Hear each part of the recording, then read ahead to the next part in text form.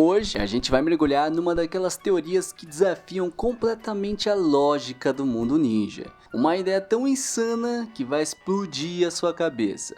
Imagina só a Sakura abrindo os 8 portões internos. Cada golpe dela já é capaz de rachar o chão, mas imagina isso combinado com a velocidade do 5º portão e a força destrutiva do 7º. Seria o tipo de poder que transformaria qualquer campo de batalha num verdadeiro caos. E para piorar ou melhorar, ela ainda teria o Byakugou se regenerando enquanto o corpo é dilacerado pela energia dos 8 portões. Uma mistura absurda de cura e autodestruição. Um equilíbrio quase impossível entre o poder bruto e o controle perfeito. Seria uma Sakura capaz de fazer até alguns Uchihas peidarem na farofa. E é sem exagero, tá? Mas aí vem a pergunta: de onde viria tanta força? Quem poderia ter colocado ela nesse caminho e como essa fusão poderia ser possível? Hoje a gente vai explorar essa ideia, como a Tsunade e o Maitogai poderiam transformar a Sakura num verdadeiro monstro, e o que isso mudaria em alguns momentos das batalhas mais marcantes da história. Então se acomoda aí, porque essa teoria é muito doida. No começo, a Sakura era vista como a mais fraca do time 7. E bem, não tem nem como discutir, né? Afinal, os membros do time dela eram o protagonista com um monstro dentro dele e o namorado dele que possui o dojutsu favorito do criador da obra. Enquanto a Sakura, tadinha, ficou com inteligência e controle de chakra. Mas é justamente esse controle de chakra absurdo que se tornou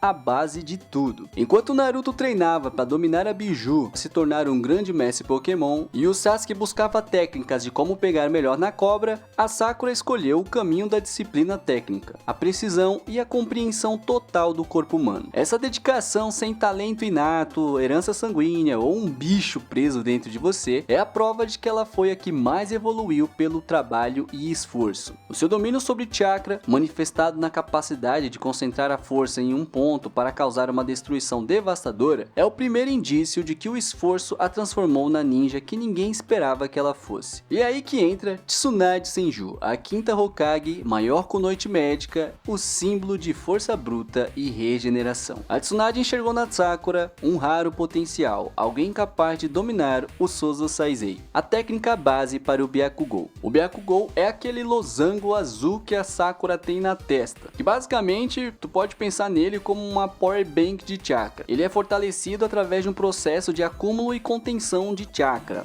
todos os dias, durante anos e anos e anos. Pensa assim, em vez de tu usar todo o teu chakra em batalha, tu sempre guarda um pouquinho para armazenar dentro do Byakugou. Num dia que tu não lutou ou tu não gastou muito chakra, tu pode tacar uma quantidade ainda maior, e assim você vai reservando cada vez mais chakras. Quando o selo se abre, o chakra acumulado é liberado instantaneamente, e essa é a técnica Sozo Saizei. Ela funciona como uma ativação de regeneração em massa. Ela força a divisão celular do corpo a uma velocidade absurda. Cortes, ossos quebrados, danos internos, trauma de infância, crise existencial. No exato momento que essas coisas acontecem, ele cura você. E isso muda tudo. Afinal, a Sakura já possuía um controle de chakra microscópico, e a Tsunade apenas ensinou ela a canalizar esse controle para uma imortalidade temporária em combate. Depois desse treinamento, a Sakura se tornou uma máquina. Sua força destrutiva a colocou no mesmo patamar físico da sua mestra, capaz de criar crateras com um único golpe, um feito que ela demonstrou em diversos momentos dentro da obra. Mesmo com o poder de cura e força titânica, ainda faltava para ela um salse, um tompeiro, uma técnica de taijutsu mais apurada e uma velocidade explosiva. Era necessário a besta verde de Konoha. E é neste ponto que o mestre do esforço, Maitogai, entra no palco. O homem que desafiou os deuses com o poder do trabalho duro. Um ninja que nunca teve herança de sangue, mas superou os limites que pareciam impossíveis. Gai é com certeza o usuário supremo do Hashimon Tonko, que são os 8 portões internos. Uma técnica que quebra os bloqueios naturais do corpo e multiplica a força e velocidade a níveis absurdos, mas o preço é a autodestruição. Os 8 portões são o portão da abertura, que remove as inibições mentais, permitindo o uso de 100% da sua força muscular, assim tendo um aumento de força e de velocidade. O segundo portão, o portão da cura, ele força a recuperação do corpo, restaurando a resistência e a força física. Aqui o cansaço é ignorado e os ataques ficam mais fortes. E antes da gente ir pro próximo portão, já abre o portão do like e ativa o selo de inscrição para deixar o chakra fluir aqui no canal. O terceiro portão, portão da vida. Aqui o poder e a velocidade aumentam ainda mais. A abertura desse portão permite o uso da técnica Lotus Oculta. A pele também pode ficar avermelhada devido ao aumento do fluxo sanguíneo. Eita, parecendo que tomou uma pílulazinha, hein? O quarto portão, o portão da dor. A velocidade chega a níveis sobre-humanos. Os músculos começam a se rasgar de tanta tensão, causando uma dor intensa no usuário. Fazendo jus ao seu nome, né? Não é à toa que se chama o portão da dor. O quinto portão, portão do limite. O usuário ultrapassa ainda mais seus limites físicos, a força e a velocidade aumentam ainda mais, porém o desgaste físico e o risco de danos permanentes crescem rapidamente. O sexto portão, o portão da vida, o chakra explode em volta do seu corpo e o usuário atinge uma velocidade onde ele se torna quase invisível. O esforço já começa a causar a destruição de células do corpo. O sétimo portão, o portão da vertigem ou da loucura, a força e a velocidade atingem níveis extraordinários. O corpo do usuário é envolto por uma aura de vapor azul brilhante, que é basicamente o teu suor sendo evaporado instantaneamente devido ao calor do seu corpo. O corpo aqui já entrou em colapso extremo quando você abre esse portão. E por último, o portão do desvivamento. Aqui é o ápice do taijutsu. O coração se abre totalmente, liberando o máximo de chakra possível. O usuário adquire uma aura de vapor vermelho, que é basicamente o sangue sendo evaporado. Ele concede um poder superior ao de um Kage, mas você já usa essa técnica sabendo que vai virar estampa de camisa, já que ela literalmente queima você de dentro para fora. O poder dessa técnica é irrefutável. A abertura do oitavo portão por Gai gerou a técnica suprema Sekizo, um golpe tão rápido e poderoso que distorceu o próprio espaço. O Madara, neste momento, já era basicamente um semideus e foi forçado a admitir que o Gai era o ninja mais forte que ele já havia enfrentado. A gente já viu todo o dano que os outros portões podem causar ao corpo humano, mas imagine um cenário onde o Byakugou pode anular ou pelo menos mitigar esse efeito colateral catastrófico causado pelos portões. É aqui que a sinergia teórica se torna doente. Os 8 portões aumentam o fluxo de chakra a níveis destrutivos, rasgando o corpo e os músculos como a gente já viu antes. Mas o Byakugou tem essa capacidade de curar tudo de forma instantânea, na mesma proporção. A própria Tsunade já demonstrou ser capaz de regenerar órgãos vitais inteiros após ser perfurada pelo Madara. E o próprio Madara chegou a comparar o fator de cura da Tsunade com a regeneração celular natural do Hashirama. Ou seja,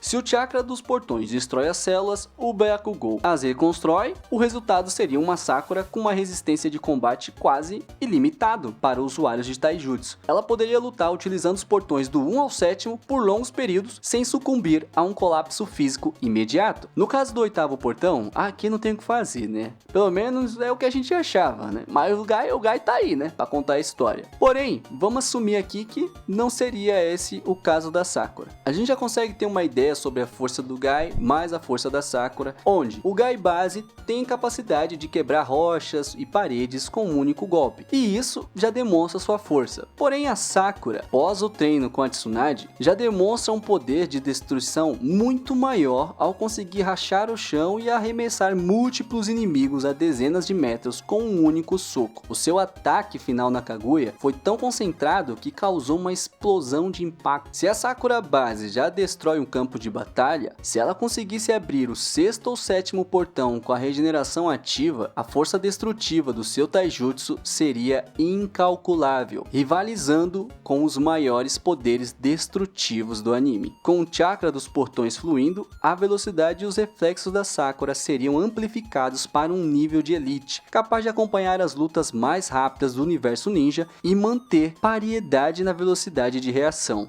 Com esse poder, a Sakura finalmente se se tornaria a discípula mais completa, representando o equilíbrio perfeito entre ataque e defesa. O time 7 seria elevado a um status de lenda inquestionável, pois representaria a culminação de 3 caminhos de poder distintos: Naruto, o poder divino herdado e o protagonismo, o Sasuke com poder ocular, Sharingan, Rinnegan, Megazord, e a Sakura com seu poder conquistado pelo esforço, Taijutsu dos portões e a regeneração de elite. Mas o engraçado é que o Naruto, que deveria ter sido pelo esforço, foi um poder divino. Ela se tornaria o terceiro pilar definitivo do time 7, mas agora não apenas como um escudo, mas também como uma grande força de ataque, transformando o time 7 num trio verdadeiramente lendário e equilibrado.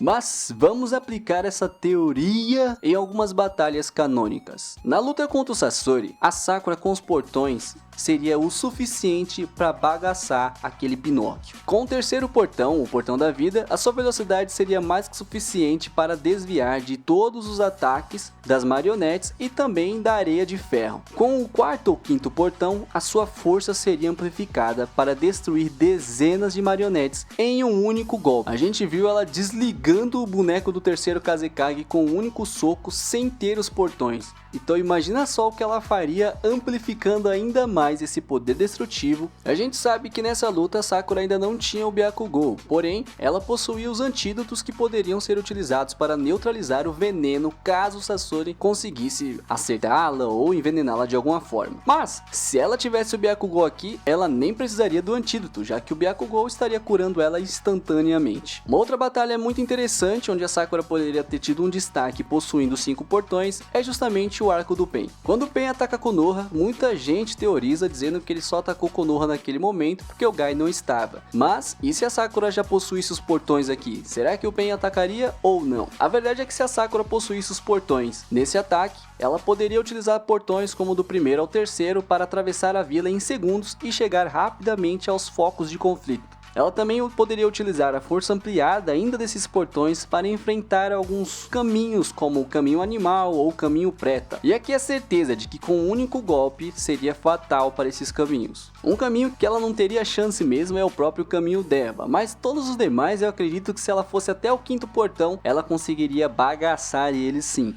É claro, no 1x1. Se fosse 2 contra 1, a batalha já ficaria um pouco mais complicada. Talvez, se ela fosse para o sexto portão, ela ainda conseguisse rivalizar um pouco com o caminho Deva, já que a gente sabe que a habilidade dele tem alguns cooldowns. Se ela entendesse isso, ela poderia utilizar esses intervalos para se aproximar e bagaçar o bicho no soco. Nesse momento aqui, a Sakura teria um protagonismo decisivo, colocando-se no centro da ação e garantindo que ela não fosse apenas um suporte, mas uma defensora no nível Kage de Konoha.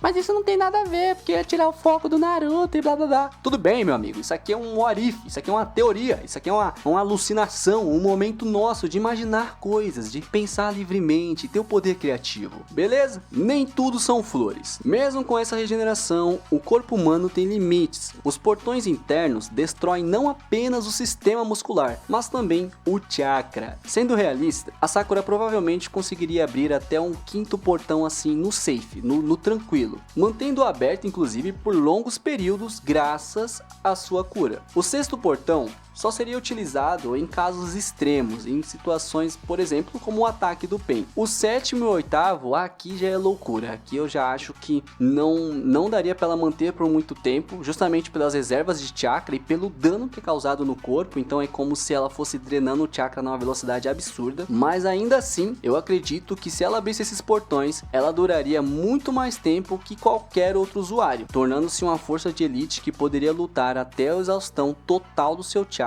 ou até virar pó. Eu acredito inclusive que se a Sakura no quinto ou sexto portão facilmente chegaria no nível Kage. Mas o Gai não é, o Gai abre todos de boa, o Gai abre o sexto e não é nível Kage. Sakura no quinto ou sexto portão, ela não tem só os efeitos do portão, ela também tem o Byakugou, todo o fator de cura e a força que ela já possui sem eles. A gente tem que lembrar que os portões estão seguindo aqui para potencializar ainda mais algo que ela já é forte. No fim das contas, uma Sakura treinada por Tsunade e pelo Gai teria mudado toda a dinâmica de poder da história do Naruto. Mas agora é com vocês, até qual portão você acha que a Sakura abriria? E qual outro what if você gostaria de ver aqui no canal? E se você gostou desse vídeo, deixa o like, se inscreve no canal para você não perder os próximos vídeos. Eu sou o Kamui e a gente se vê na próxima missão.